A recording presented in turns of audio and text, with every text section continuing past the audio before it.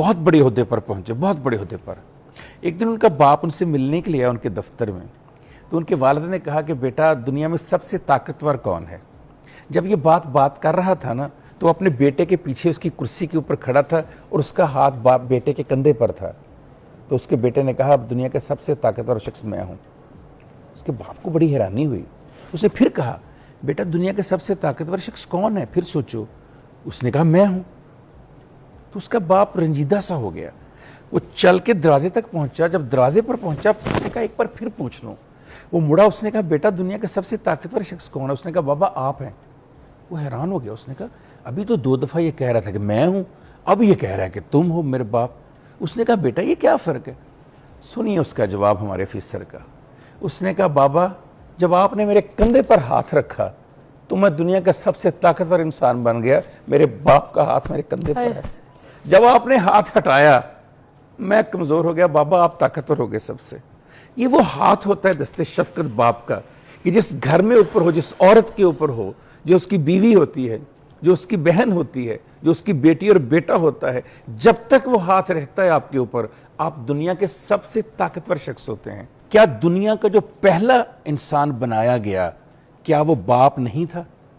حضرت آدم علیہ السلام. کیا بات. جو انسانیت کا آغاز ہوا, جو انسانوں کا آغاز ہوا, کبھی فضا آپ نے یا ہمارے دیکھنے والوں نے ایک بات سوچی کہ جو تخلیق ہے وہ تو عورت کرتی ہے, لیکن رب پہلے مرد کو پیدا کر رہا ہے. اس کا مطلب سمجھیے گا, یہ سمجھ آ گیا تو باپ اور والد کا مطلب سمجھ آ گیا. اس لیے پہلے مرد کو پیدا کیا, یہ بتانے کے لیے کہ اس عورت کی حفاظت کے لیے, تحفظ کے لیے مجھے ایک مرد چاہیے, تب میں عورت پیدا کروں گا. اس کا مطلب ہے کہ جب تک مرد نہیں ہوتا اس وقت تک اس خاتون کی اور اس کی اولاد کی تحفظ اور حفاظت کے لیے, اس کے سر پر آسرے کے لیے, اس کے سر پر دست شفقت کے لیے اس مرد کا ہونا بہت. اور اسی مرد کو ہم, اسی ماں یا وہی گھر کا ماحول جو ہے کمزور کرتا ہے. کیسے کمزور کرتا ہے؟ پہلے تو ماں کہتی رہتی ہے کہ آپ جائیں کما کے لائیں, آپ جائیں محنت کریں, میرے بچوں کو یہ چاہیے, مجھے کپڑے چاہیے, مجھے گھر چاہیے, مجھے زیور چاہیے, مجھے گاڑی چاہیے, مجھے آسائشیں چاہیے, میرے بچوں کو فیسیں چاہیے. وہ بیچارہ صبح جاتا ہے رات کو آتا ہے, ساری زندگی اسی محنت میں گزار دیتا ہے. جب 60 سال کی عمر میں ریٹائر ہوتا ہے یا وہ بزرگی کی طرف جاتا ہے تو پھر کہا جاتا ہے آپ نے اپنی اولاد کو ٹائم ہی نہیں دیا, تم نے کب پالا اولاد کو؟ اولاد کو تو میں پالتی رہی. وہ جو سارا دن دھکے کھاتا ہے, جس کے جوتے گھس جاتے ہیں, جس کے گھٹنوں میں درد شروع ہو جاتا ہے, جس بندے سے کھڑا نہیں ہوا جاتا.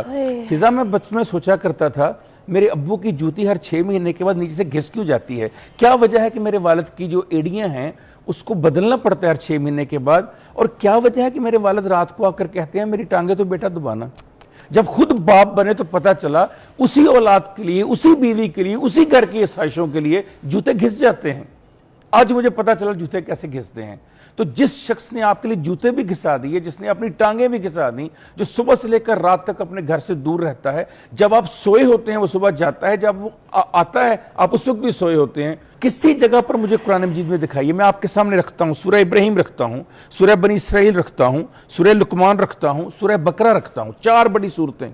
کسی جگہ دکھائیے کہ ماں کا الگ سے ذکر ہے. وَبِالْوَالِدَيْنِ, والدین, والد اور والدہ دونوں. جب خالق نے فرق نہیں کیا, جب رحمت کونین نے فرق نہیں کیا, تم کون ہوتی ہو فرق کرنے والی؟ تم کون ہوتی ہے بتانے والی؟ تمہیں یہ اختیار کس نے دیا؟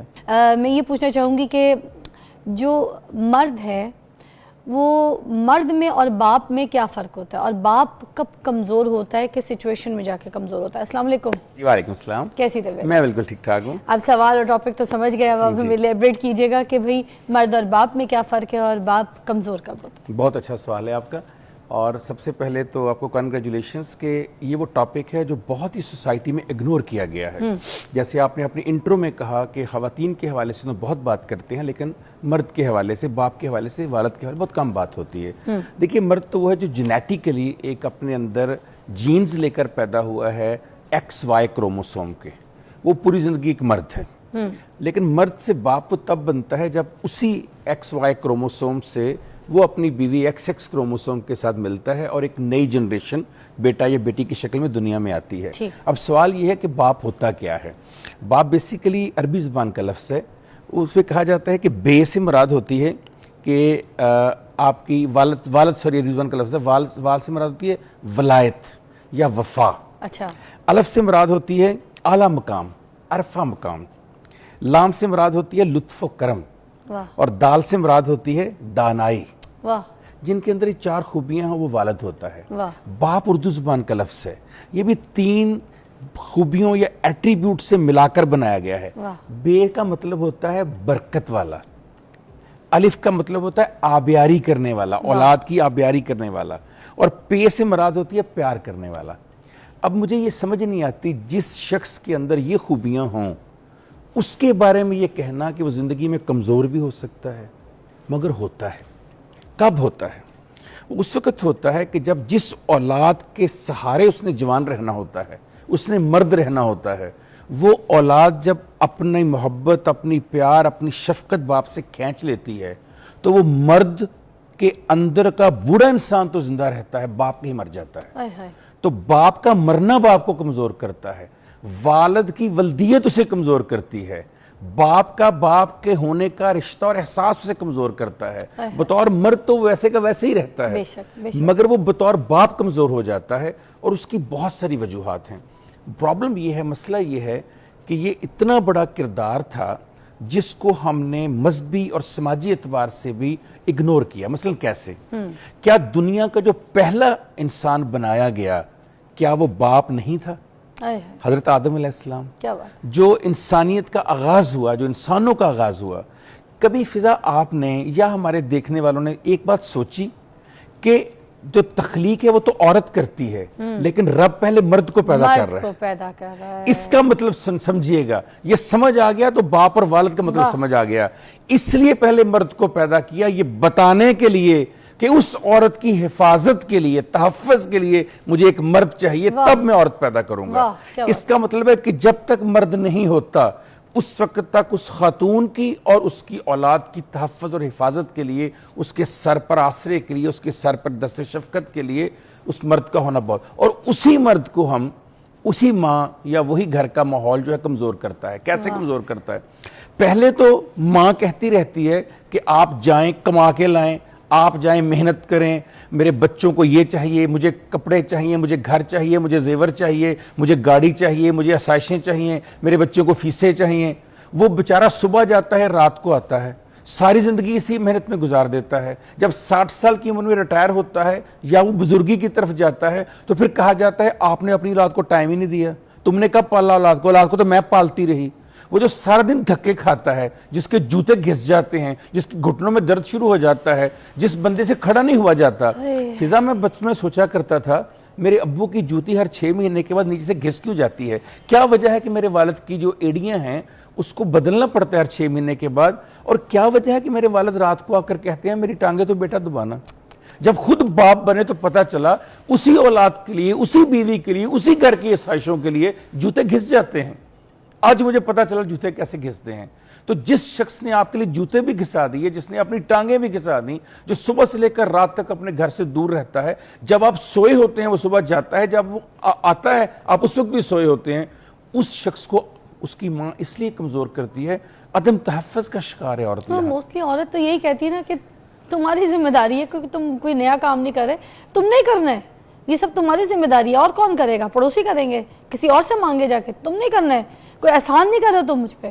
تو یہ والی سچویشن میں مرد کیا کرے جب مرد کی قدر ہی نہیں ہو رہی ہے کہ وہ سب کچھ کر رہا ہے، دے رہا ہے، پرووائڈ کر رہا ہے، عیاشیاں، بریڈ اینڈ بٹر، اسکولنگ، کھانا پینا، جوڑا رہنا، چھت، ہر چیز پرووائڈ کر رہا ہے، اور اس کے باوجود اس کو یہ سچویشن میں ڈالا ہوا ہے کہ اس کی سیکیورٹی یہ ہے کہ ایک ایج میں آ کے 40-50 سال کی ایج میں بچے ماں کے، اور وہ اکیلا، وہ تنہا۔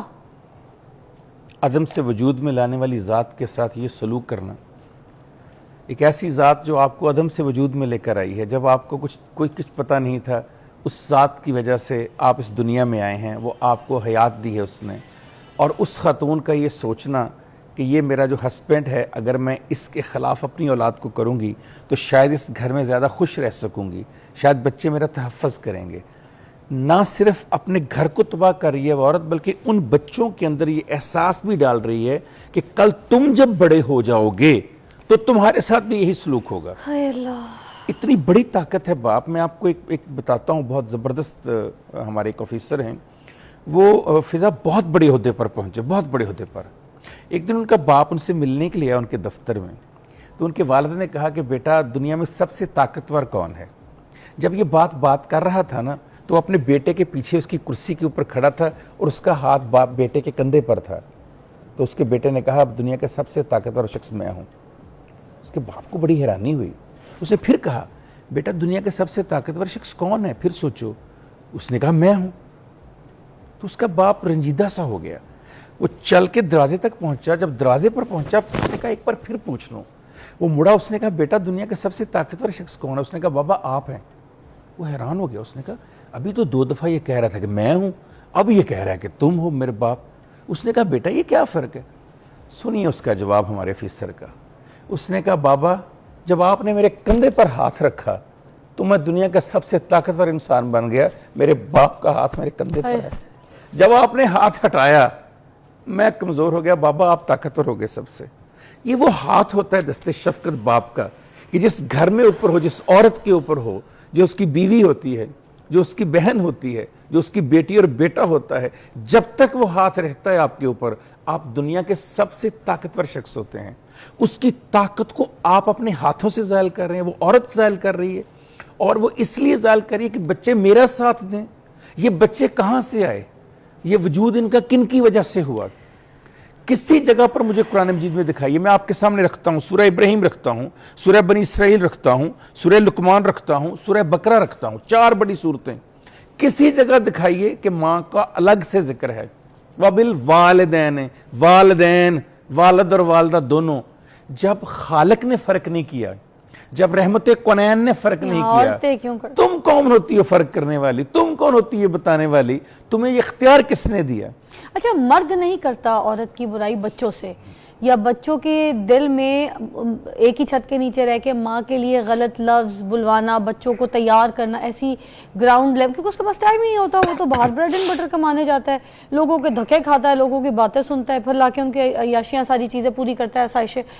घर में जो औरत होती है अगर वो किसी से उसको इश्यूज़ हैं, उसकी माँ से, अपने शौहर के, या फिर किसी बहनों से, भाइयों से, या रिश्तेदारों से, या उसके किसी काम से, उसकी सोशलाइजिंग से, उसके दोस्तों से, किसी भी तरीके से, तो वो सबसे पहले बच्चों को ख़राब करती है। ठीक है, अब बच्चों को वो ज़बान देती है, वो बच्चों को सिखाती है तुम्हारा बाप आएगा तो उसको उठानी है तुमने, और तुमने मेरे सामने कल वो आया था बाप तो तुमने उसको बोली नहीं थी बाप, तुम लोग सो गए थे, अब वो आएगा तो जागना है, तुमने उसको उठा के अच्छी तरीके से बोलना है कि हम जो है ना ये चीज़ें बर्दाश्त नहीं करेंगे, अगर आपको ये मसला है तो फिर आप यहाँ से निकले।